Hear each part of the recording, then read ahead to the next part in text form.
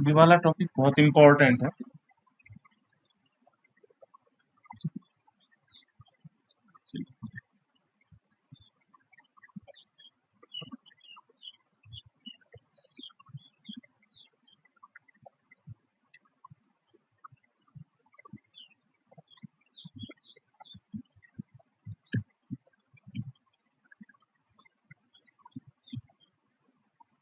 चलो मैं शुरू कर देता हूँ बेटा, बाकी बच्चे आते रहेंगे।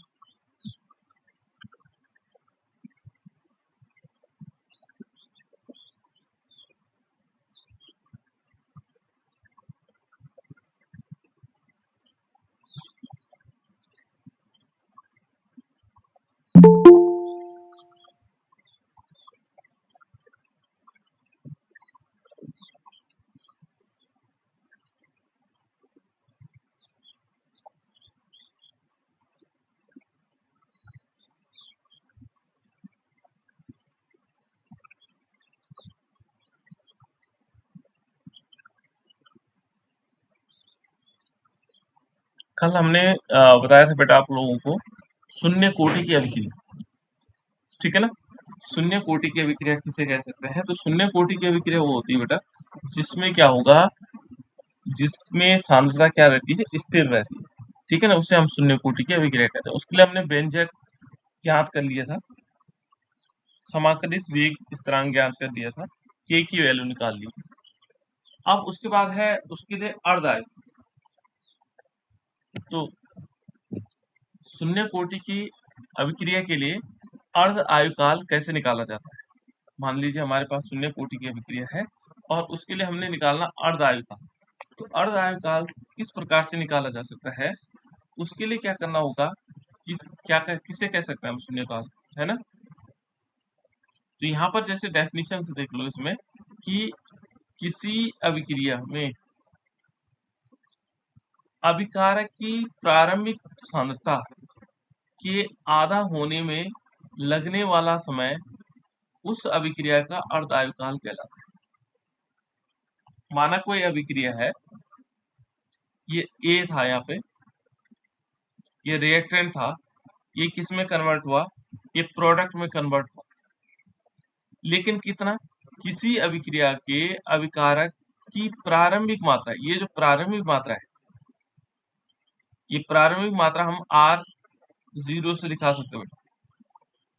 ये प्रारंभिक मात्रा थी R0 और इसका आधा यहाँ प्रोडक्ट में कन्वर्ट हो गया, इसका आधा भाग इधर कन्वर्ट, इस इतने में लगा हुआ जो समय होगा, कितना समय लगा, माना t इज इक्वल टू क्या हो गया, t हाफ हो गया, आधा समय लग गया। इसको क्या हुआ, यहाँ से माना जैसे 10 ग्राम हो और 10 ग्राम में से 5 ग्राम यहाँ आ गया और 5 यहाँ रह गया, तो आधा पूरा होने में जितना समय लगेगा वो क्या कहलाएगा, उसका अर्धायुकाल कहलाएगा। ये बात क्लियर हुई बेटा? यानी कि जो प्रारंभिक मात्रा है, प्रारंभिक मात्रा का आधा होने में जितना समय लगेगा वो उसका क्या कहलाएगा, अर्धायुकाल कहलाएगा। और इसको हम क्या दिखाते हैं, टी हाफ द्वारा प्रदर्शित करते हैं, टी हाफ द्वारा प्रदर्शित करते हैं। यहाँ पर हम लिख सकते हैं इसे टी हाफ द्वारा, टी हाफ द्वारा प्रदर्शित करते हैं, ठीक है ना। तो ये है अर्धायुकाल। किसी भी अभिक्रिया को की जो प्रारंभिक सांद्रता है, किसी अभिक्रिया की जो प्रारंभिक सांद्रता है, उसका आधा होने में लगने वाला जो समय होगा वो अर्धायुकाल कहलाएगा। क्लियर? इतनी बात समझ में आ गई। यानी कि जो प्रारंभिक मात्रा है, यदि हमने उसको क्या माना हुआ है, आर माना हुआ है, ठीक है ना। प्रारंभिक मात्रा को हमने क्या मान लिया, जैसे हमने क्या किया, आर मान लिया, ठीक है ना। तो उसको हम क्या मान लेंगे, आर नोट मान लेंगे। यानी कि हम जो प्रारंभिक मात्रा ये है आर है, active mass of R is equal to R naught by 2, उसका आधा होने में कितना समय लगेगा, ठीक है ना। और t इज इक्वल टू क्या हो, t बराबर टी हाफ, ये मानना पड़ेगा, है ना। तो जो हमारे पास समीकरण थी उसको हम किस प्रकार से लिख सकते हैं, है ना। तो पहले समीकरण किस प्रकार से थी हमारे पास, जो समीकरण थी तो थी k इज इक्वल टू जो हमने कल निकाला था, है ना? तो यहाँ पर निकाला था R naught minus R active mass of R और अपॉन टी। ये हमने कल एक समीकरण निकाली, ठीक है ना? अब इसकी वैल्यू यहाँ रखते हैं, देखो आर इज इक्वल टू क्या रखेंगे, आर नोट रख लेंगे, आर नोट बाय 2, और टी की जगह क्या रखेंगे, टी हाफ। तो यहाँ क्या हो जाएगा, इसको k इज इक्वल टू क्या होगा, ये तो आर नोट ही रहेगा, प्रारंभिक मात्रा तो आर नोट है, देखो आर नोट है, ठीक है ना? आर की जगह क्या लिख लेंगे, माइनस आर नोट बाई 2 कर देंगे, और इस होल के बटे में क्या कर लेंगे, टी की जगह क्या लिख लेंगे, टी हाफ लिख लेंगे, ये अर्ध आयु है।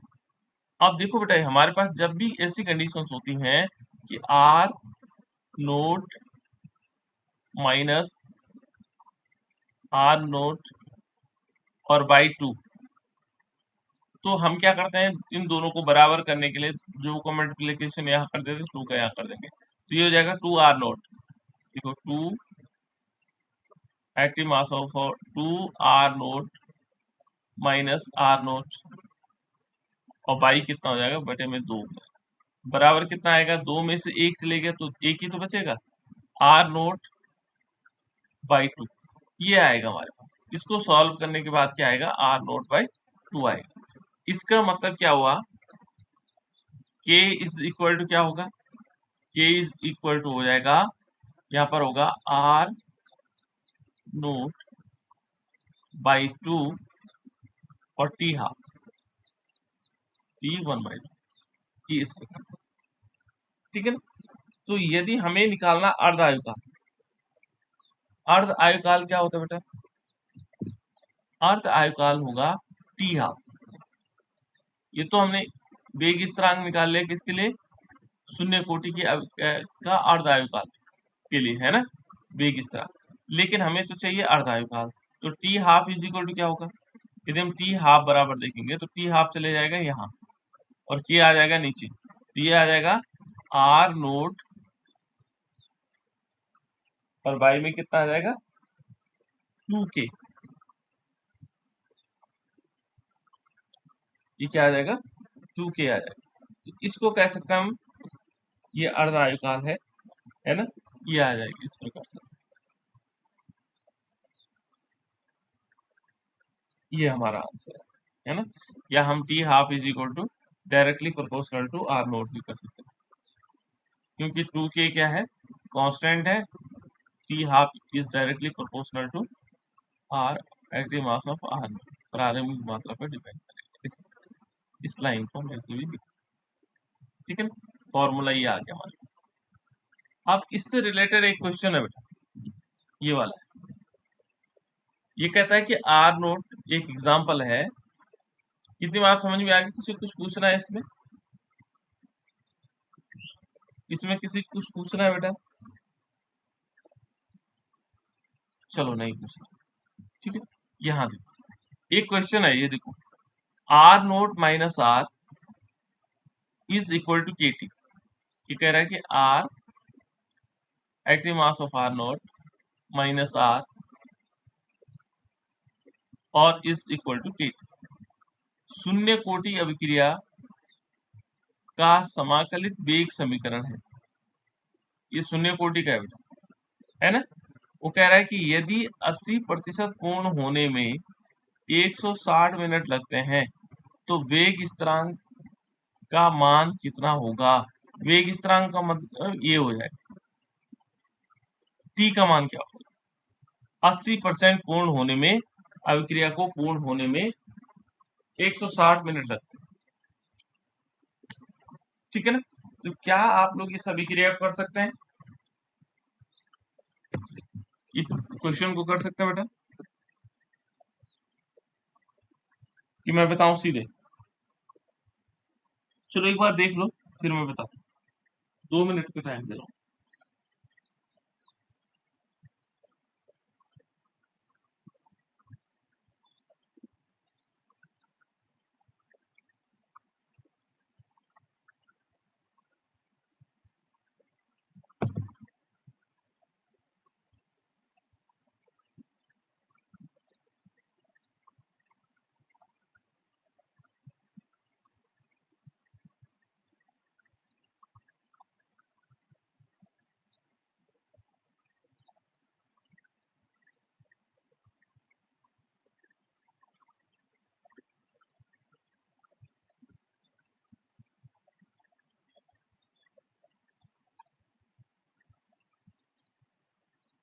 हुआ बेटा?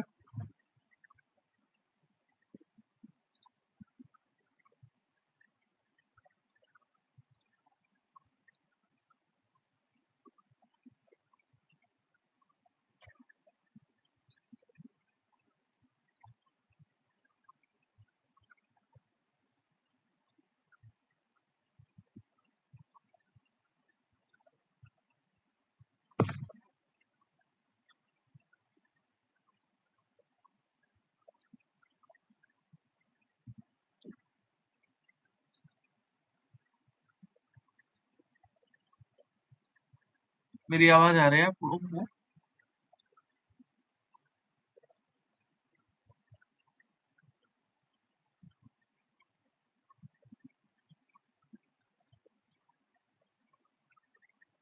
आवाज आ रही है बेटा?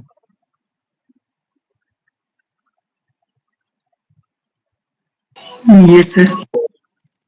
वह क्वेश्चन?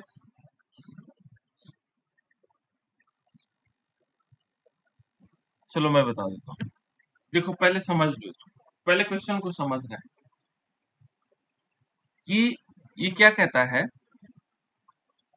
यहाँ ये शून्य कोटि की अभिक्रिया, इसने पहले इंफॉर्मेशन दे रखी है और वेग समीकरण दे रखी कि ये जो है शून्य कोटि की अभिक्रिया की वेग समीकरण। ये तो सीधे इंफॉर्मेशन दे रखी है, हमें सूचना दे रखी कि ये जो है शून्य कोटि की अभिक्रिया के लिए इस प्रकार से दिया हुआ है। ठीक है ना, इससे ज्यादा कोई लेना देना हमारा वो बात की बात है। ठीक है, ये कहता है कि 80% अभिक्रिया पूर्ण होने में 160 मिनट लगते हैं। इसको समझना है। अभिक्रिया क्या है? मान लीजिए रिएक्टेंट है, हमारे पास कोई अभिकारक है और इस अभिकारक को प्रोडक्ट होने में ये कहता है कि टाइम इज इक्वल टू कितना है। क्योंकि शुरुआत में देखो, शुरुआत में कोई चीज 100% होती है ना। यहाँ क्या है, जीरो रहा होगा जब टाइम कितना होगा, जीरो। 100% रहा होगा कोई चीज और यहाँ जीरो आया होगा जब टाइम क्या होगा, जीरो होगा। लेकिन ये क्या कहता है, 160 मिनट हो जाता है। क्या लगते हैं, 160 मिनट हो गए और इस 160 मिनट में क्या हुआ, 80% पूर्ण हो गई। 80% पूर्ण माने यहाँ पर 80% आ गया। यहाँ पर क्या आ गया, 80% इधर आ गया। इधर कितना रह गया, 20% यहाँ रह गया। 80% प्रोडक्ट में कन्वर्ट हो गया। ये तो कह रहा हूँ। इतनी बात समझ में आई बेटा? पहले ये यस नो। ये क्या कहता है कि कोई अभिकारक हमारे पास 100% है, उसमें time is equal to zero है ना। लेकिन वो कहता है 80% अभिक्रिया पूर्ण होने में 160 मिनट लगते हैं। 80% पूर्ण होने का मतलब 80% प्रोडक्ट बन गया, पूर्ण हो गया। लेकिन यहाँ क्या बचेगा, 20% यहाँ बचेगा 160 मिनट में। टाइम कितना हो गया, 160 मिनट। अब हमें क्या करना है, हमें इस अभिक्रिया का मान यहाँ रखना है। इस देखो हमारे पास दिया हुआ है टी, यानी कि यदि इस वेग समीकरण के हिसाब से देखा जाए कि R naught minus R is equal to K T. अब ये इंफॉर्मेशन दी हुई, हमें क्या क्या यहाँ पर मिल गया, टाइम इज इक्वल टू मिल गया, time is equal to 160 minute मिल गया, टी मिल गया, है ना। उसके बाद वेग स्थिरांक ज्ञात करना है, इसको हमने क्वेश्चन मार्क मान लिया, ये तो हमने ज्ञात करना है। ये दोनों चीजें दी हुई है। ये दोनों चीजें किस रूप में दी हुई है, देखो प्रारंभिक मात्रा, प्रारंभिक मात्रा होता है बेटा आर नोट। देखो ये आर नोट जो है ये प्रारंभिक मात्रा होता है। तो प्रारंभिक मात्रा क्या था, 100%। कोई भी चीज क्या थी यहाँ, 100%। 100% का मतलब 100/100। आर नोट क्या था, 100/100। फिर आर कितना था, देखो जो आर है, जो आर कब रहेगा, अवशेष मात्रा। ये तो है प्रारंभिक मात्रा, प्रारंभिक मतलब शुरुआती मात्रा रही होगी। अवशेष मात्रा मैंने जो बाद की मात्रा, अभिक्रिया पूर्ण होने के बाद, ये आर हो गया। आर इज इक्वल टू कितना बचा, ये 20% बचा।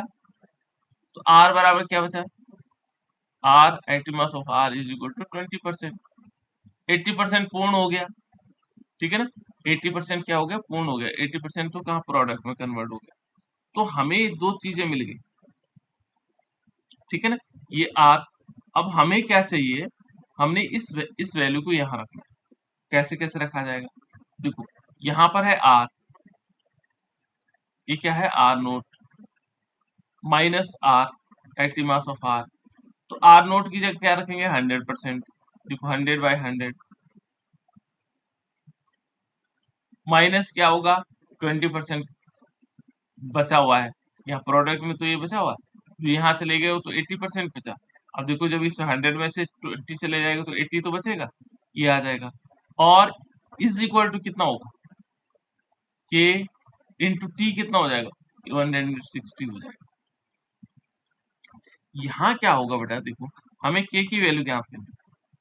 तो यदि हम इसको भाग इनमें देखेंगे तो इससे ये ये कैंसिल हो जाएगा, इससे सारी जीरो कैंसिल हो जाएगी, ये तो हो जाएगा 1, ये तो 1 हो जाएगा, है ना। माइनस कितना होगा, देखो यहाँ पर आएगा 0.2, या ऐसा कर लो, ठीक है ना, ये आप गड़बड़ा जाओगे, 100/100 माइनस 20/100, ठीक है ना। इस 100 में से 20 को घटा दो, कितना बचेगा, कितना बचेगा बेटा 80, 80/100 इज इक्वल टू के इंटू 160, यही तो बचा, ठीक है ना। अब यदि यदि हम यहाँ पर देखेंगे तो 20 का पहाड़ा देखो, 20 चक्कू 80 हुआ और 20 पंजे 100, ये हुआ के इज इक्वल टू क्या आ जाएगा के इंटू 160, ठीक है ना, और ये 4/5 आ गया, ठीक है ना, 4/5। और इस 160 को हम यहाँ बटे में आ जाएगा, कितना आ जाएगा 160 बटे में, ठीक है ना, ये बटे में इसकी वैल्यू आ जाएगी। अब हमने करना क्या है, देखो इसमें देखेंगे तो ये कितना हो जाएगा 4 चौको 16, यानी कि 40 आ जाएगा। तो के बराबर क्या आ जाएगा, के की वैल्यू कितनी आएगी, देखो 5 चौको 20, 1/200, 1/200, ये के की वैल्यू आ गई। अब 200 का भाग हमें 1 में देना, कितने में देना 1 में, तो कैसे जाएगा, भाग नहीं जाता, दशमलव लगाएंगे, एक जीरो बढ़ाएंगे, फिर एक जीरो और बढ़ाएंगे, एक जीरो और बढ़ाएंगे, अभी भाग नहीं जाता, एक जीरो और बढ़ाएंगे और एक जीरो और बढ़ाएंगे। तो देखो अब कितनी बार जाएगा, 5 बार जाएगा, 5 दूने 10 और 2 जीरो और, ये हो गया। तो कितना आंसर आ गया इसका, 0 पॉइंट, जो हमारे पास के की वैल्यू होगी ये आएगा 0.005, क्या आएगा, क्या आएगा इसमें, मोल पर लीटर पर मिनट, पर लीटर पर मिनट, ठीक है, मिनट इनवर्स। इस प्रकार से हम क्या कर सकते हैं, इस क्वेश्चन को सॉल्व कर सकते हैं। समझ में आया बेटा या नहीं आया,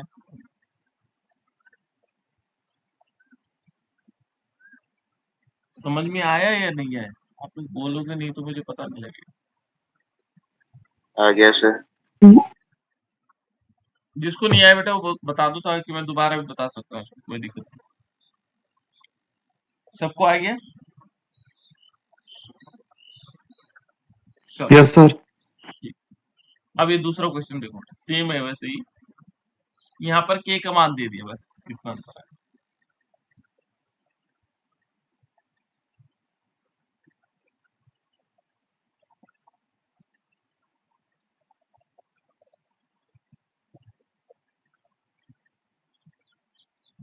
यहाँ पर पूछ रहा है अभिकारकों की प्रारंभिक सांद्रता,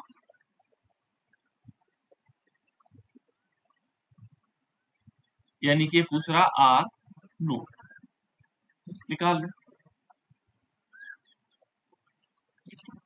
देखो बेटा ये चैप्टर बहुत इंपॉर्टेंट है, इसको आप इस पार्ट को तो जरूर सीख लेना चाहिए। ये क्वेश्चन जो है 3 नंबर का आता है कभी कभी, 80% पूर्ण होने में कितना समय लगेगा।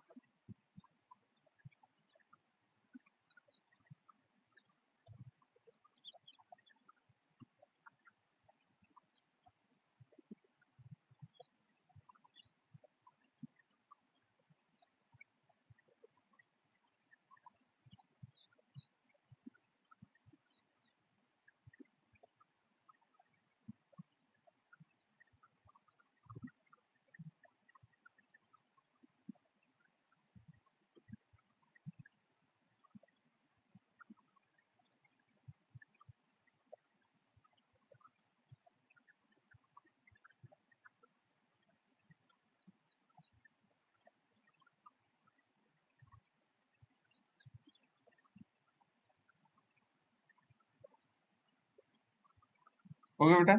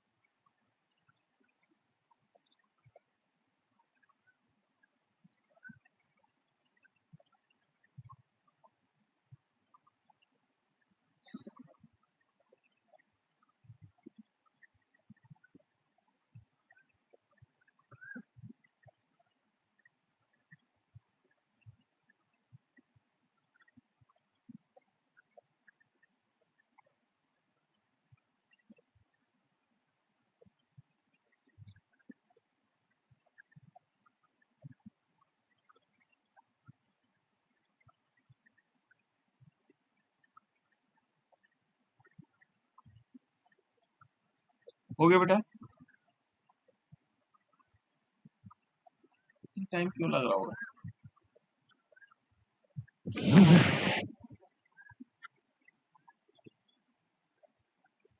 चलो इसको मैं बता देता हूँ, ठीक है ना? यहाँ देख लो, इसमें क्या है, ये शून्य कोटि की अभिक्रिया है, ये हमें ऊपर मालूम ही हो रहा है ना? क्योंकि वहां तो यहाँ तो हम शून्य कोटि की अभिक्रिया पढ़ रहे हैं, लेकिन वहां पर क्वेश्चन में जो है शून्य कोटि की अभिक्रिया में देखना होगा, क्योंकि यहाँ तो हमें लग रहा है कि शून्य कोटि की अभिक्रिया हो, है ना? इसके लिए फॉर्मूला क्या होता है बेटा, कि जो k इज इक्वल टू क्या होगा, R naught minus R active mass of R और अपॉन क्या होगा, टी। इसमें सरल है बेटा, टी, है ना? ये टी आ जाए। तो अब हम क्या कर, हमें क्या क्या चीजें दी हुई है, हमें ये देखना है। इस वाले यदि हम इसमें देखेंगे, ये कहता है शून्य कोटि की अभिक्रिया के लिए k की वैल्यू दे रखी, k का मान दिया हुआ है, ये मान दे रहा है। दूसरा कह रहा है यदि 25 सेकंड के पश्चात अभिकारकों की सांद्रता इतनी पाई गई, इसका मतलब इसकी सांद्रता इतनी पाई गई 0.05 पाई जाती है, तो अभिकारकों की प्रारंभिक सांद्रता क्या होगी? जैसे R है और ये प्रोडक्ट में कन्वर्ट होता है, ये तो हम कह रहे हैं, है ना? और ये कहता है कि जब माना प्रारंभिक सांद्रता यदि हम देखेंगे R, तो ये तो क्या होगा, R यहाँ क्या होगा, T इज इक्वल टू 0, यहाँ टाइम इज इक्वल टू 0, तो यहाँ क्या होगा, 0 होगा। ये प्रारंभिक सांद्रता तो 100% यहाँ होनी चाहिए, ठीक है ना? लेकिन वो क्या कहता है कि 25 सेकंड बाद, यानी कि टाइम कितना हो गया, 25 सेकंड हो गया। यहाँ क्या आ गया, यहाँ जो वैल्यू आई वो आई कितनी, इस वाली वैल्यू जो बची हुई है, ठीक है ना? देखो अभिकारकों की सांद्रता, ये देखो 25 सेकंड पश्चात अभिकारकों की सांद्रता, अभिकारकों माने इसकी जो सांद्रता है ये होगी आर, आर की वैल्यू होगी, आर इज इक्वल टू कितना है, 0.5। तो यहाँ कितना गया, प्रारंभिक मात्रा कितनी थी, ठीक है ना? ये प्रारंभिक मात्रा पूछ रहा है। तो अब हमारे पास सीधे फॉर्मूला है, के की वैल्यू कितनी आ जाएगी, के की वैल्यू कितनी है बेटा, इसमें दे रखी, ये दे रखी के इज इक्वल टू दे रखा है 3.3 इंटू 10⁻⁻²। इसको हम ऐसे भी लिख सकते हैं 0.023, सॉरी, ठीक है ना? इसको हम ऐसे भी लिख सकते हैं। टाइम दे रखा है, टाइम इज इक्वल टू कितना दे रखा है, 25 सेकंड दे रखा है, ठीक है ना? उसके बाद हमें क्या दे रखा है, आर की वैल्यू दे रखी 0.5 एम। अब फॉर्मूले में रखो, फॉर्मूले में क्या चाहिए, हमें ये चाहिए, ये हमें याद करना, बाकी सब वैल्यू हमें पता है, ठीक है ना? तीनों वैल्यू मालूम है, तो हम क्या निकाल लेंगे, के की वैल्यू निकाल लेंगे, यानी कि 3 into 10⁻⁻² is equal to R naught, R naught की जगह ये हमें ज्ञात करना है, और माइनस कितना आएगा 0.5 एम, और बटे में कितना आ जाएगा 25। देखो बेटा इस 25 को हमें तो आर नोट चाहिए, तो जब ये चाहिए तो इसके साथ की संख्याओं को हटाना शुरू करो, तो पहले ये हटेगी, ये गुणा में जाएगा, कैसे, 3 इंटू 10⁻⁻² इंटू 25 और is equal to R naught minus 0.5। देखो बेटा ये 0.5 इधर माइनस में है, जब इधर जाएगा तो प्लस में हो जाएगा, है ना। इसकी वैल्यू आएगी 3 इंटू 10⁻⁻2 इंटू 25 माइनस 0.5 और is equal to R naught. बस आर नोट हमें मिल गया, है ना। अब इसका गुणा करो। इसको मैंने कहा था ये कितना हो सकता है, पहले देखो 25 का गुणा इसके साथ करेंगे तो 25 से 75 हो जाता है। कितना हो जाएगा 75 गुणा 10 की घात माइनस 2 और गुणा 25, सॉरी 25 कहाँ से आ गया, 25 तो चले गए, ठीक है ना। माइनस क्या हो जाएगा 0.5 और is equal to R naught. अब इस 25 के साथ यदि हम इसको देखेंगे तो ये 75 गुणा गया 10 की घात माइनस 2 है, तो इसको हम लिख सकते हैं 0.75, ठीक है। और 0.75 ये आ जाएगा और उसमें से हमने कितना माइनस करना है 5.5 करना है, यानी कि 0.5 हमने माइनस करना है। तो माइनस करके देखो ये आ जाएगा 5 और ये आ जाएगा 2 पॉइंट, इतना है माइनस, है ना। ये प्लस में वैल्यू हो जाएगी, तो इतना आ जाएगा, यानी कि R naught is equal to हमारे पास कितना आ जाएगा, जो आर नोट प्रारंभिक मात्रा है R naught is equal to आ जाएगा 0.25। ये इतनी वैल्यू हमारे पास इसकी आ जाएगी, कितनी, इसकी वैल्यू कितनी आ जाएगी, इतनी, ये वाली आ जाएगी। तो इस प्रकार से हम क्या कर सकते हैं, इसकी वैल्यू को ज्ञात कर सकते हैं, ठीक है बेटा। ये समझ में आ गया या नहीं आया, ठीक है ना। आर नोट के लिए क्या होगा, मोल पर लीटर, सॉरी प्रति मोल पर प्रति लीटर, मोल इनवर्स और लीटर इनवर्स, यही तो वैल्यू आई। सही कहा या गलत कहा, बताओ बेटा जल्दी बताओ, सही आ गया ना। सारे के सारे बच्चे ध्यान नहीं दे रहे, कोई भी ध्यान नहीं दे रहा। यहाँ देखो ये माइनस में इधर आएगा तो किस में आएगा, इधर जब माइनस में कोई होता है तो इधर आने पर क्या होता है, प्लस में। तो प्लस में आना चाहिए था ना बेटा, आपने बोला क्यों नहीं प्लस में आएगा। और प्लस में आएगा तो प्लस में जुड़ेगा कि नहीं जुड़ेगा, यहाँ माइनस क्यों कर रहे हैं हम इसको, तो इतना अंतर आ रहा है, ध्यान दो बेटा ध्यान, सो मत, सो तो नहीं रहा कोई। यहाँ माइनस में है, इधर आएगा तो प्लस में होगी वैल्यू, प्लस में होगा तो जुड़ेगा, हम घटाएंगे क्यों। तो 75 ये देखो जो 0.75 है उसके साथ हम क्या करेंगे 0.5 को जोड़ देंगे, तो ये 5 आ गया और साथ में 12, ये आ जाएगा 1 पॉइंट कितना। तो इसका जो आंसर होगा R naught is equal to कितना आएगा 1.25 प्रति मोल प्रति लीटर। समझ में आया कि नहीं आया, अब आया समझ में, अब लोग पता नहीं क्या, सोना नहीं बेटा, ठीक है। इस प्रकार से कर लेंगे, तो आंसर आएगा 1.25, ये नहीं आएगा 0.25, ठीक है, याद रखो। चलो अब आगे चलते हैं, फर्स्ट ऑर्डर रिएक्शन, प्रथम कोटि की अभिक्रिया। प्रथम कोटि की अभिक्रिया किसे कहते हैं बेटा, फर्स्ट ऑर्डर रिएक्शन किसे कहेंगे, प्रथम कोटि की अभिक्रिया किसे कहा जाएगा, प्रथम कोटि की अभिक्रिया किसे कहते हैं, किसी को मालूम है। वह अभिक्रिया होती है जिसमें क्या होगा, जो एक पदार्थ होगा हमारे पास, है ना, एक अणु होगा, उसका क्या होगा सांद्रता में परिवर्तन होगा, उसे कहेंगे हम प्रथम कोटि की अभिक्रिया, ठीक है ना। किसे कहेंगे, प्रथम कोटि की अभिक्रिया जिसमें क्या होगा एक पदार्थ का सांद्रता में परिवर्तन होगा, यानी कि प्रथम कोटि की अभिक्रिया में क्या होगा, अभिकारक R का जो सांद्रता की घातांक क्या होगी 1 होगी। ठीक है ना।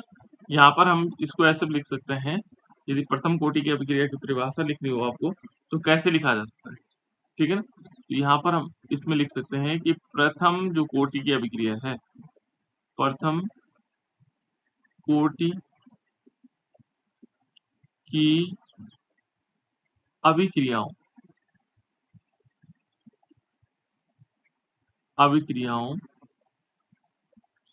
में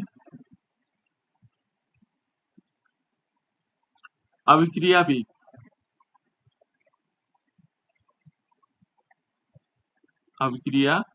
वेग कॉमा अभिकारक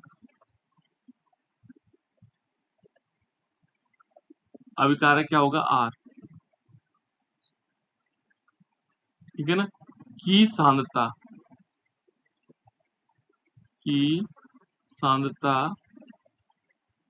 के प्रथम घातांक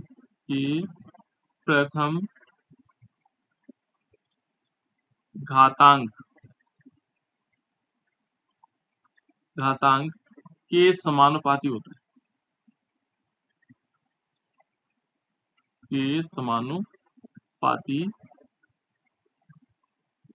है।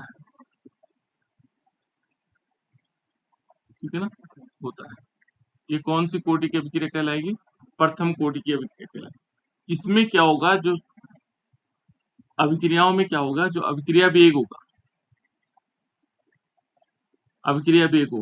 अभिकारक की जो सांद्रता है ये प्रथम घातांक के बराबर होगा।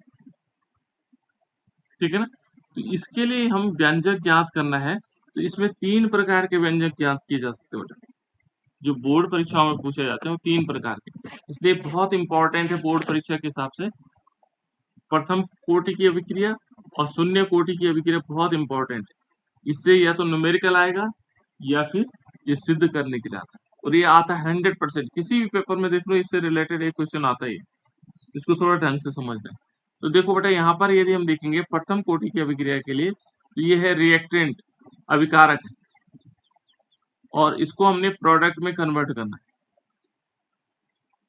तो पहले हम किसके लिए व्यंजक निकाल रहे हैं, ये निकाल रहे हैं, ये वाला व्यंजक निकाल रहे हैं। कभी कभी आता है k is equal to 2.303 upon क्या आएगा t, और यहाँ आएगा log 10 बेस होगा, और r naught upon r। r note क्या है? प्रारंभिक मात्रा है, और r क्या है? अभिकारक की मात्रा होगी। ठीक है ना। इस प्रकार से इसके लिए देखो बेटा, ये वाला हम सिद्ध करना चाह रहे हैं, ये वाला फॉर्मूला है ना। ये अलग अलग फॉर्मूले आएंगे, तो 3 प्रकार से क्या क्या सिद्ध करना चाह रहे हैं हम उसी हिसाब से मैं आप लोगों को बताऊंगा। ठीक है ना। तो प्रथम कोटि की अभिक्रिया के लिए यहाँ पर देखो, इसमें R is equal to product में कन्वर्ट हुआ, R बराबर किस में हुआ? प्रोडक्ट में। इसके लिए क्या होगा, पहले हम वेग निकालते हैं। तो हमें पता है वेग समीकरण कैसे निकालते हैं। वेग समीकरण आप लोगों को अच्छी तरह पता है। यहाँ पर वेग इज इक्वल टू होगा, एक तो क्या होता है, जो वेग होता है वो माइनस में निकालते हैं, माइनस इसकी वैल्यू यहाँ कम हो रहा है, तो यहाँ पर आएगा d active mass of r upon dt। एक तो वेग ऐसे निकालते हैं, और दूसरा वेग क्या होगा, दूसरा जो वेग हम निकालते हैं, वेग बराबर यहाँ पर हम निकाल सकते हैं, जो वेग होगा, वेग इज इक्वल टू क्या होगा,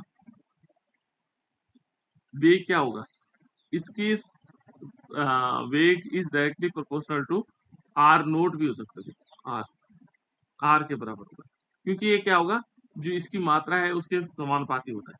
तो इन दोनों को मिलाकर के हम क्या कह सकते हैं कि वेग बराबर क्या होगा, यानी कि जो वेग आएगा minus D active mass of r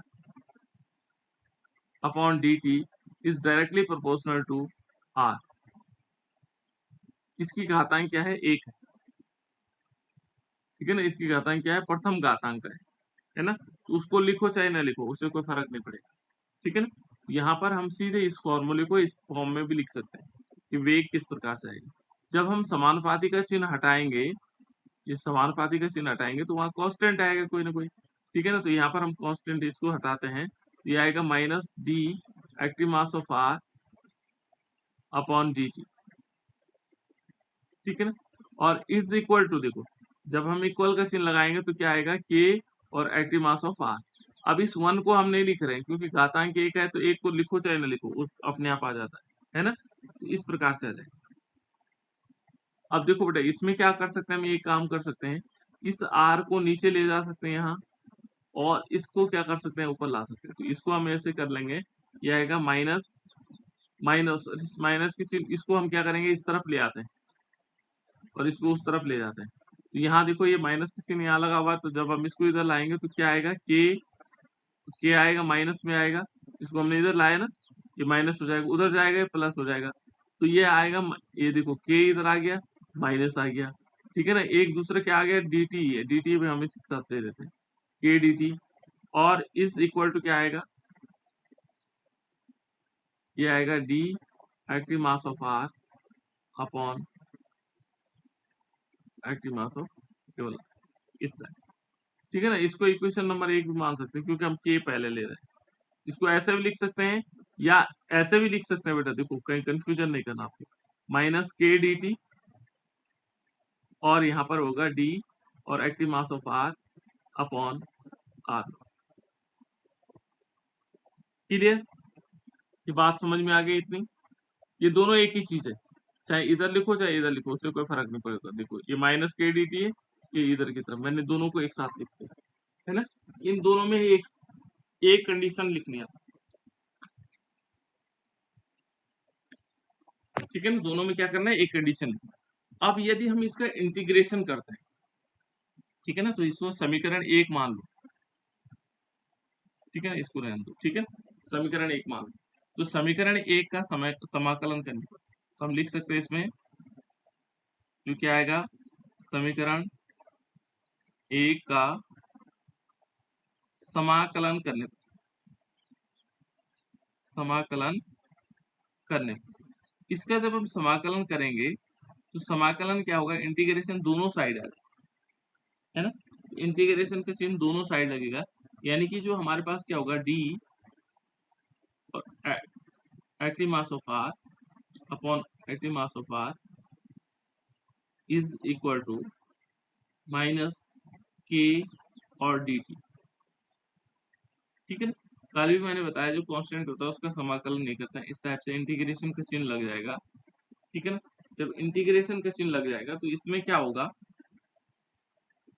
इसमें इसका इंटीग्रेशन करने के बाद ये निकलता बेटा, यहाँ पर आएगा लेन, ये लॉग की वैल्यू, ठीक है ना, एल एन, ठीक है ना, लेन और एक्टिव मास ऑफ आर,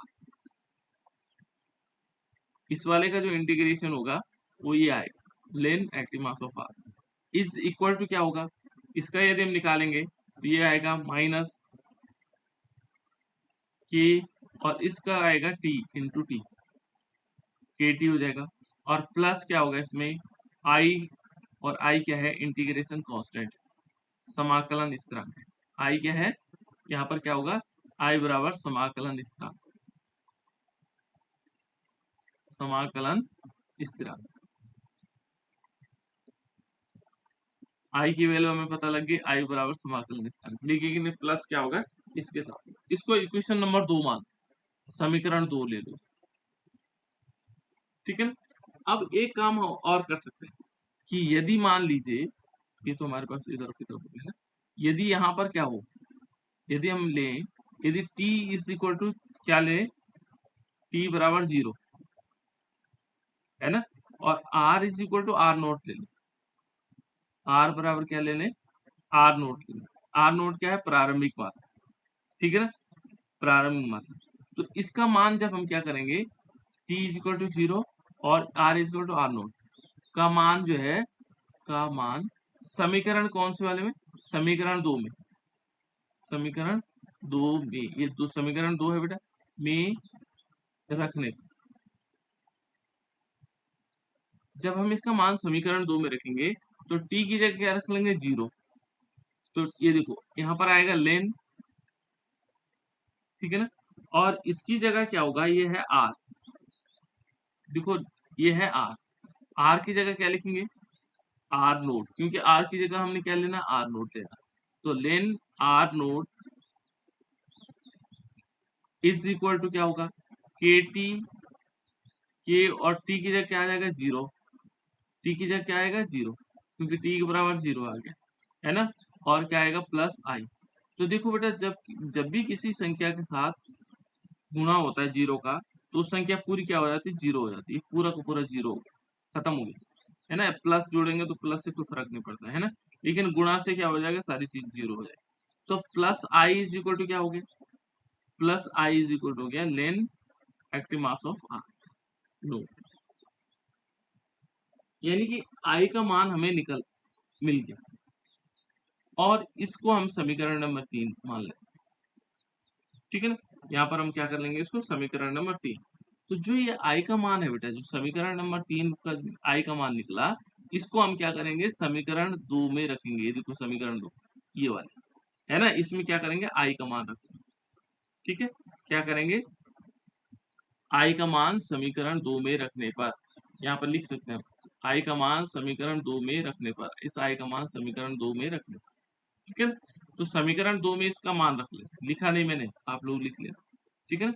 आई का मान समीकरण 2 में रखने पर, तो यहाँ पर क्या आएगा, इस वाले में रखेंगे तो क्या होगा, देखो यहाँ पर आएगा, ये तो पहले से है, लेन active mass of R is equal to, देखो के टी तो पहले से था, माइनस के टी, और आई की जगह क्या लिखना है हमने, देखो ये प्लस की वैल्यू है, और प्लस की वैल्यू है, आई की जगह रख लेंगे इसको, ठीक है ना। तो यहाँ पर आएगा लेन, और यहाँ आएगा एक्टिव मास ऑफ आर।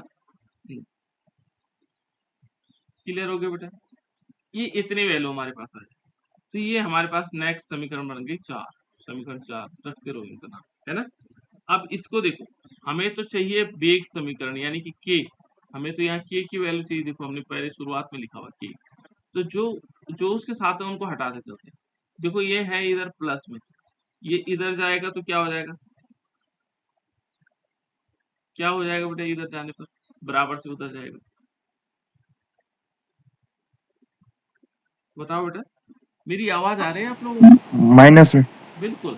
यहाँ प्लस में है, बराबर से जब उधर की तरफ प्लस होता है बेटा, तो इधर आने पर क्या हो जाता है, माइनस हो जाता है, ठीक है ना। तो इसको हम ऐसे भी लिख सकते हैं, लेन एक्टिव मास ऑफ आर, ये पहले से था, और इसको हमने इधर लिया है माइनस लेन और active mass of R naught, और is equal to minus K T, अब केवल माइनस के टी बचा, ठीक है ना। तो इसको हम इस रूप में भी लिख सकते हैं, देखो जो माइनस में होता है बेटा वो नीचे आ जाता है, इसको हम ऐसे भी लिख सकते हैं, लेन, और यहाँ आएगा एक्टिव मास ऑफ आर, और इसके अपॉन में कर देंगे, क्योंकि बटे में माइनस आए हैं, तो active mass of R naught, और is equal to minus K T.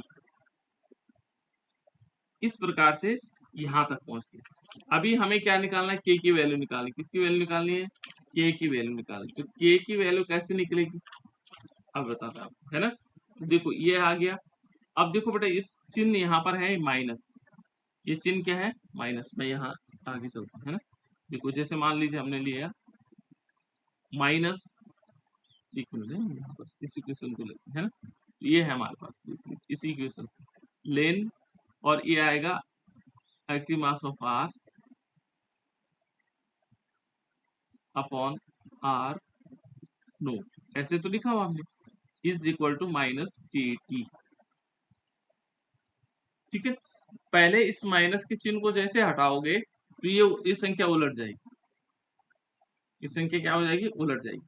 तो पहले इसको हटाते हैं, माइनस के चिन्ह हटाया हमने, तो माइनस के चिन्ह जैसे हटाएंगे तो ये क्या हो जाएगा, लेन, और यहाँ होगा आर नोट अपॉन आर, हो जाएगा उल्टा हो जाएगा, जैसे ऊपर था ना नीचे आ जाएगा।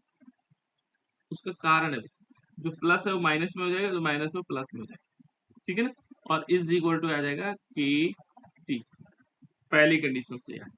अब हमें चाहिए के, तो के इज इक्वल टू क्या होगा, के इज इक्वल टू हो जाएगा 1/t, और लेन क्या आएगा, आर नोट अपॉन आर, ठीक है ना, एक्टिव मास ऑफ आर। ये बटे में आ गया, ये बात क्लियर हो गई। अब हमें तो चाहिए के की वैल्यू, तो ये तो आगे बेटा, एक आंसर तो ये आ गया हमारे पास के की, लेकिन हमें तो चाहिए किसमें, ये देखो हमने शुरुआत में, ये देखो ये शुरू में कहा था ना, k is equal to 2.303 upon T log 10 base r upon r। तो बाकी तो सारी चीजें आ गई, केवल यहाँ पर लिन हटाना है। लिन की जगह क्या आना है, लॉग। तो लिन को जब हम लॉग में कन्वर्ट करेंगे बेटा, लिन को जब हम लॉग में कन्वर्ट करेंगे तो ये ध्यान रखना आपको करना क्या है। यहाँ पर सबसे पहले आएगा इस एक की जगह, यानी कि क्या आएगा 2.303 और अपॉन आएगा टी। यहाँ क्या हो जाएगा, ये लॉग हो जाएगा, लिन का किस में कन्वर्ट हो जाएगा, लॉग। और लॉग का 10 बेस ले लेना, ये वैल्यू होती है। जब लिन को हम लॉग में कन्वर्ट करेंगे तो इसका गुणा आ जाएगा।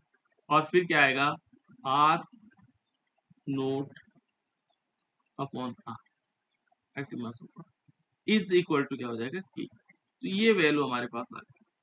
तो इतना ही हमें निकालना।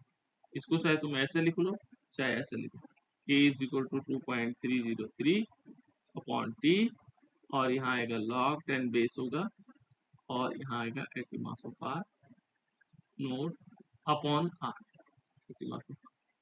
तो इस टाइप से हम इस वैल्यू को निकाल सकते हैं। पहली कंडीशंस तो ये याद हुआ। ये सिद्ध करने के लिए आता है बेटा, इसको चाहे तुम रट लो चाहे कैसे भी करो, ठीक है ना, समझ लो, पर आएगा इस प्रकार से। तो ये पहला है, जब हमें ज्ञात करना होता है कि k is equal to 2.303 log 10 upon T, और लॉग 10 बेस होगा, और उसमें आएगा आर नोट अपॉन आर। ठीक है, इस प्रकार से हम निकालते हैं। ये भी प्रथम कोटि की अभिक्रिया थी। क्लियर हो गया बेटा, इतनी बात समझ में आई या नहीं आई? Yes sir. ठीक है ना, चलो अब आगे देखते हैं। दूसरा हमारे पास एक और आ सकता है, प्रथम कोटि से संबंधित। इसको सिद्ध कीजिए कि k is equal to, same है वैसे ही, k इज इक्वल टू यहाँ आएगा 1 upon T2 minus T1, T2 minus T1 ये आएगा, और बीच में आएगा लेन, ये आएगा R1 active mass of R1 upon active mass of R। ये भी सिद्ध करने के लिए सिद्ध कीजिए, और प्रथम कोटि की अभिक्रिया के लिए सिद्ध कीजिए वेग व्यंजक के। कभी दिया हुआ है, जब आपके पास कुछ नहीं दिया हुआ तो तब तो आपको ये सिद्ध करना है। और यदि कुछ दे रखा है कि स्पेसिफिक दे रखा है कि ये वाला सिद्ध कीजिए, तो तब कैसे करोगे, करना उसी मेथड से, ठीक है ना, करना क्या है, उसी मेथड से करना है, कोई दिक्कत नहीं।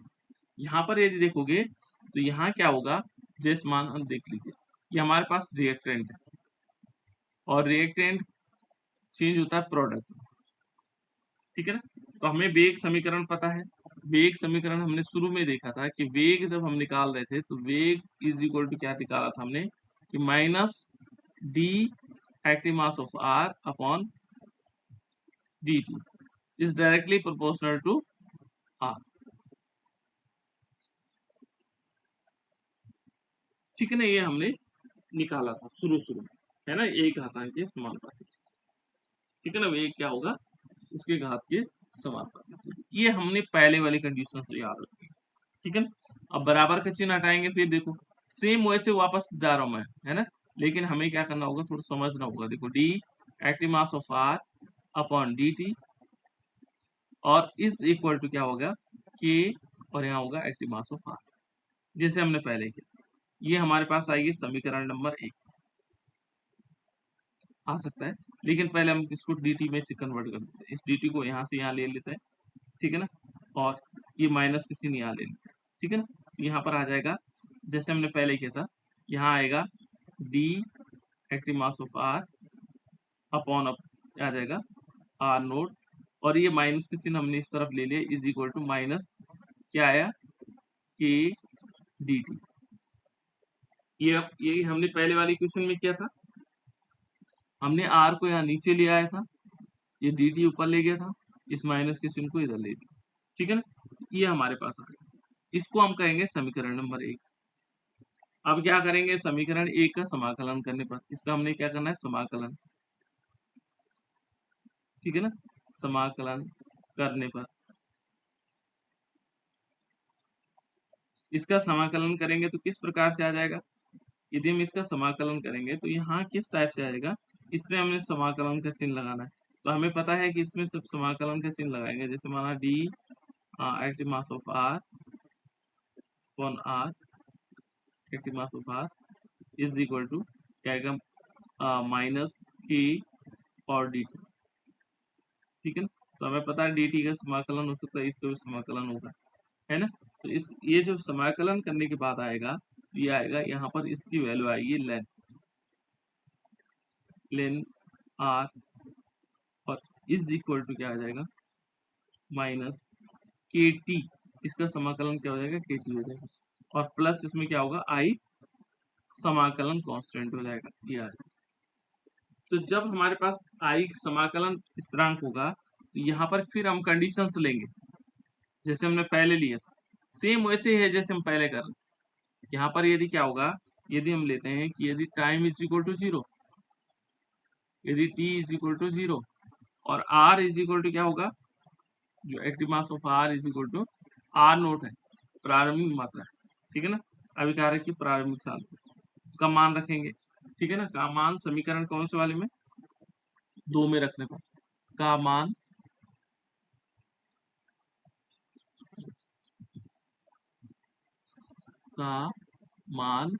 समीकरण 2 में रखने पर, समीकरण 2 में रखने पर, समीकरण 2 में रखेंगे बेटा इसका मान, तो क्या आ जाएगा, यहाँ पर देखो आर की जगह क्या रखेंगे, आर नोट रखेंगे। तो ये देखो आर है, इसकी जगह आर नोट, यहाँ आएगा लेन, एल एन होगा ना लेन। ठीक है, लेन एल एन लेन, ये क्या आ जाएगा, आर नोट आ जाएगा, क्योंकि आर की जगह क्या रखना है, आर नोट रखना है। ठीक है ना, और इसके बाद क्या आएगा, माइनस फिर के इंटू टी की जगह क्या आएगा, जीरो आएगा, और प्लस क्या होगा, आई वैसे रहेगा। तो ये तो हो जाएगा पूरा वैल्यू जीरो होगी। आई इज इक्वल टू क्या होगा, plus I is equal to क्या होगा, लेन, और ये हो जाएगा आर नोट। इसको हमने समीकरण नंबर 3 मान लिया। क्या मान लिया, समीकरण 3। इस समीकरण 3 का मान समीकरण 2 में रखेंगे। ठीक है ना, समीकरण 3 का मान समीकरण 2 में। अभी तो हम वैसे चल रहे हैं जैसे हमने पहले पढ़ा। ठीक है ना, अंतर कहाँ आएगा अभी बताएं। यहाँ देखो समीकरण 3 का मान समीकरण नंबर 2 में रखने पर, तो यहाँ क्या आएगा, किस प्रकार से रख लेंगे, यहाँ आएगा, ये देखो आर आई की जगह रखना ना हमने, बाकी तो वैसे लिख लेंगे, लेन क्या होगा, active mass of R is equal to minus K T, और यहाँ क्या आएगा, प्लस क्या होगा, ये आएगा लेन और एक्टिव मास ऑफ आर।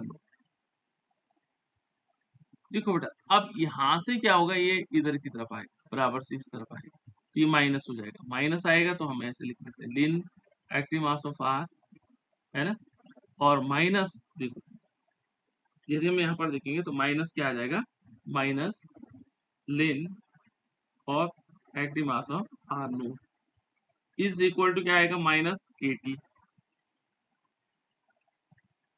यहाँ तक तो सेम कंडीशन थी जैसे हमने पहले पढ़ा, है ना, और के टी इज इक्वल टू क्या होगा, माइनस, इसको हम ऐसे लिख सकते हैं, minus K T is equal to क्या आएगा, यहाँ लेन और हमने R naught upon, sorry R upon R naught ये लिया।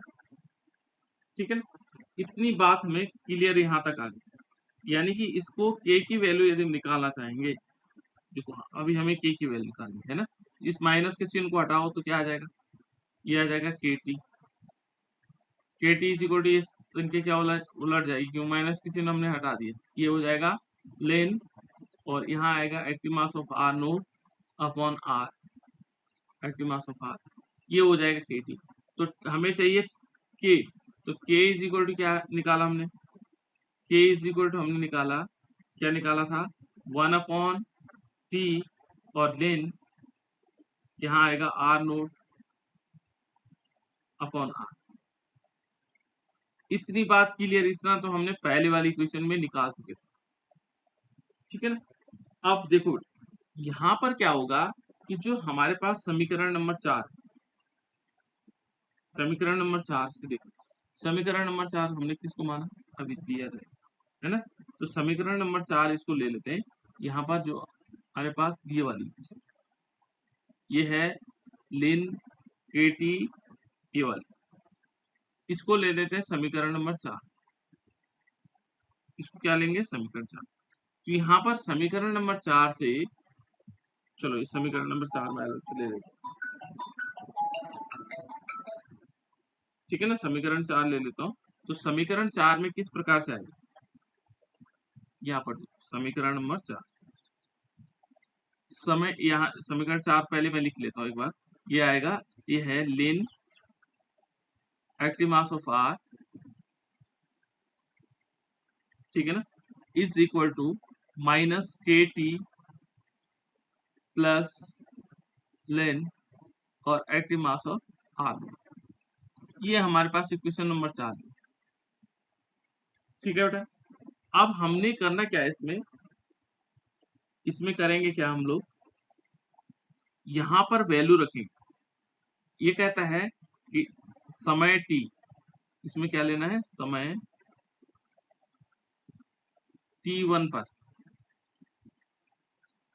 t1 पर, ये अलग अलग, ठीक है ना। यदि हम समय t1 पर लेंगे तो समीकरण नंबर जो 4 होगी किस प्रकार से दिखाई देगी, है ना। ये आएगा लेन r1 is equal to minus kt1 plus लेन, और यहाँ होगा एक्टिव मास ऑफ r1, ठीक है ना। इसको समीकरण नंबर 6 बना दो। 5 तक तो हमने पहले कर ली थी, ठीक है। फिर t2 समय पर, यानी कि समय क्या ले लेंगे, समय हमारे पास होगा t2, अलग समय होगा, है ना। तो जब हम t2 पर लेंगे समय, तो यहाँ क्या आएगा, लेन, और ये आएगा एक्टिव मास ऑफ r2 हो जाएगा, और इज इक्वल टू क्या आएगा, माइनस kt2, और फिर प्लस क्या आएगा, लेन, और यहाँ आएगा r। इसको मान लो समीकरण नंबर 7। देखो बेटा, हमने समीकरण 4 को 2 पार्ट में कर, जहां पर क्या होगा, R1 और R2 क्या है, R1 R2 और T1 और T2 समय पर अभिकारकों की सांद्रताएं हैं, ठीक है ना। R1 और R2 क्या है, इसको हम ऐसे लिख भी देना कि जहां पर क्या होगा, ठीक है ना, जहां पर, ठीक है ना, R1 active mass of R1 व एक्टिव मास ऑफ R2, ठीक है ना। क्रमशः क्या होगा, T1 तथा T2, T1 तथा T2, ये T1 है ना, T1 तथा T2 पर जो अभिकारक होंगे,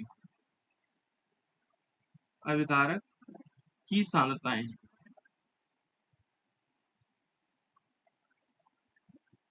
सांद्रताएं हैं, ठीक है ना। ये क्या है, इसकी सांद्रताएं, ये अलग अलग टाइम पर इनकी सांद्रताएं होंगी, ठीक है। अब इन दोनों को क्या करेंगे, समीकरण नंबर जो हमारे पास होगा, कौन सा वाला,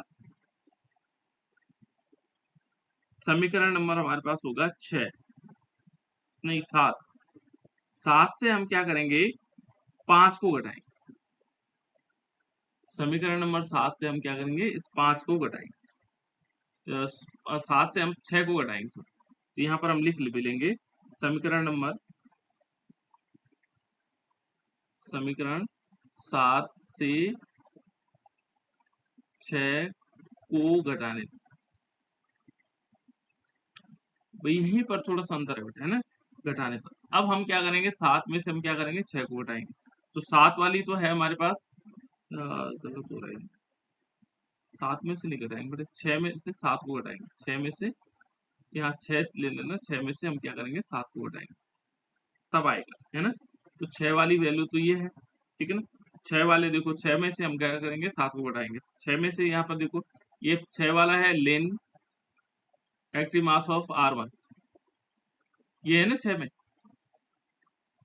ठीक है ना। और इसमें से क्या करना है, लेन और एक्टिव मास ऑफ R2 घटाना है, ये R2 घटा दो, इसमें से इसको घटा दो, ठीक है ना।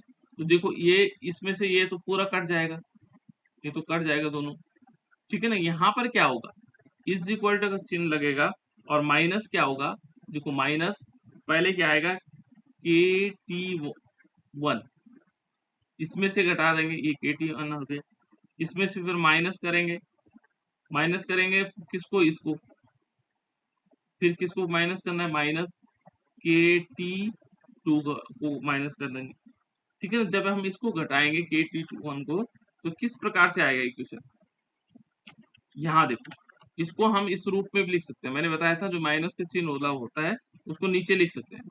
यहाँ पर आएगा लेन और ये आएगा R active mass of R one upon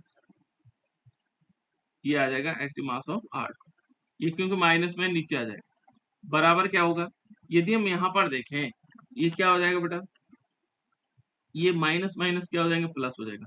तो T2 क्या हो गया, ये वाला वैल्यू क्या हो गई, प्लस हो गई, ये क्या हो गया, माइनस हो गया। तो हम इसको ऐसे भी लिख सकते हैं, माइनस, देखो मैं इसको ऐसे लिख रहा हूँ क्योंकि ये दोनों प्लस हो गए, तो प्लस वैल्यू हो गई ये वाली, तो इसको हम लिख सकते हैं के T2, ये प्लस में हो गई है ना, और ये माइनस में रहेगा, माइनस के T1 ऐसे लिख सकते हैं, है ना। यहाँ पर क्या होगा, के कॉमन ले लेंगे, के क्या लेंगे इसमें, कॉमन ले लेंगे, और यहाँ आ जाएगा T2 minus T1, T2 minus T1, इस प्रकार से। अब इस वैल्यू को देखो बेटे, ये हमें चाहिए के का मान, तो के इज इक्वल टू कैसे निकाल लेंगे, तो यहाँ लास्ट पोर्शन बचता है, के इज इक्वल टू, यहाँ आएगा, ये आएगा लेन, ये तो हमें पता है, R active mass of R one upon active mass of R two, ठीक है ना। और इसके बटे में क्या आ जाएगा, वन बटे, क्योंकि बटे में आएगा T2 minus T1, T2 minus T1, तो इस प्रकार से ये इक्वेशन हमें प्राप्त हो गई। देखो तो कुछ नहीं, यहाँ तक सेम स्टेप था, यहाँ तक तो सेम स्टेप है बेटे, देखो यहाँ तक तो हमें कोई दिक्कत ही नहीं आई, है ना। यहाँ हमें समीकरण 4 को लेना है, चाहे हम यहाँ तक कर लो, ठीक है ना, इसको छोड़ देना। मान लीजिए हमने क्या किया, इस वाले स्टेप को छोड़ दो, यहाँ ये दिखाई दे रहा ना, यहाँ वाले स्टेप, सीधे यहीं से क्या कर लो, यहाँ से सीधे आगे बढ़ जाओ, कैसे, ये वाला आ जाए, 4 स्टेप तक कंप्लीट करो, फिर 4वां स्टेप से यहाँ से ले लो कि T1 समय पर क्या होगा, T1 समय पर ये आ जाएगा, T2 समय पर ये आ जाएगा, फिर उन पे क्या करेंगे, ये वाली इक्वेशन आ जाएगी, फिर उन यहाँ आ जाएगा, फिर ये स्टेप्स कर सकते, ठीक है। ये समझ में आया बेटा कि नहीं आया, थोड़ा कठिन हो सकता है, इसको नहीं तो मैं फिर कल बता दूंगा।